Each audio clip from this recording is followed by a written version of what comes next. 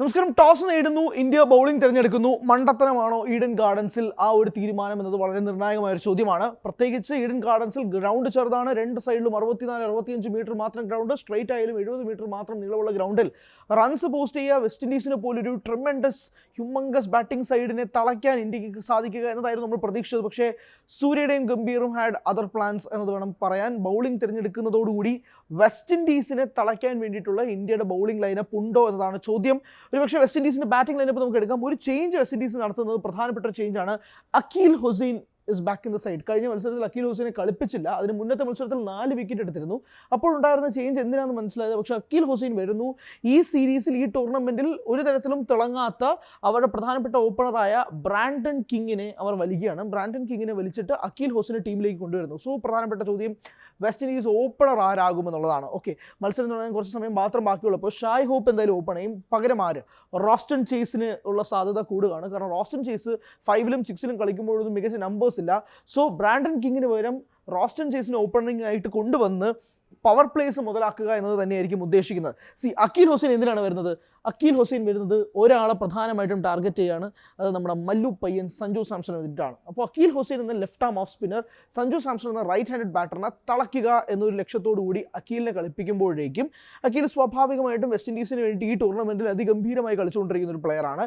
ഈ right handed ആയ ഈ സഞ്ജു സാംസണെ തളയ്ക്കുക എന്നത് തന്നെയാണ് അക്കീലിൻ്റെ ലക്ഷ്യം. പവർ പ്ലേയിൽ സഞ്ജുവിനെ തൂക്കുക, ഇന്ത്യക്കൊരു സ്റ്റെബിലിറ്റി കൊണ്ടുവരിക, ഒരു ഓപ്പണിംഗ് പാർട്ട്ണർഷിപ്പ് ഉണ്ടാക്കിയെടുക്കാൻ വേണ്ടിയിട്ടാണ് സഞ്ജുവും അഭിഷേക് ശർമ്മയും ശ്രമിക്കുന്നത്. പക്ഷെ അത് കൈയോടെ പൊളിക്കുക എന്നതാണ് കാണിക്കുന്നത്. പക്ഷേ ഇന്ത്യ കാണിച്ചത് മണ്ടത്തരമാണോ എന്നുള്ളതാണ് നിർണായകമായൊരു ചോദ്യം. ടോസ് ഇന്ത്യയുടെ കയ്യിൽ വെള്ളിയിലിരിക്കെ ബാറ്റിംഗ് സാധാരണയായി തിരഞ്ഞെടുക്കാറുള്ള സൂര്യകുമാർ യാദവ് ടോസ് തോറ്റാൽ പോലും പറയാറുള്ളത് ഞങ്ങൾ ബാറ്റിംഗ് എടുത്തേനെ എന്നതാണ്. ആ പറഞ്ഞുകൊണ്ടിരിക്കുന്ന സൂര്യകുമാർ യാദവ് ഇന്ന് ഈഡൻ ഗാർഡൻസിൽ ബൗളിംഗ് തിരഞ്ഞെടുത്തത് ഒരു മണ്ടത്തരമായി പോയോ എന്ന് പ്രധാനപ്പെട്ട ഒരു ക്വസ്റ്റ്യൻ മാർക്കും കൂടെ നിൽക്കുന്ന സമയത്താണ്. India unchanged. സ്വാഭാവികമാണ്. നമ്മൾ കഴിഞ്ഞ മത്സരം കഴിഞ്ഞപ്പോൾ തന്നെ പറഞ്ഞതാണ് ഈ കോമ്പിനേഷനിൽ ഈ തുടരുത്, ഈ കോമ്പിനേഷൻ വെച്ച് തന്നെ ഈ ടൂർണമെൻറ്റ് ഉടനീളം പോവുക എന്നുള്ളത് തന്നെയാണ്. അത് കൃത്യമായി തന്നെയാണ് സംഭവിക്കുന്നത്. India unchanged.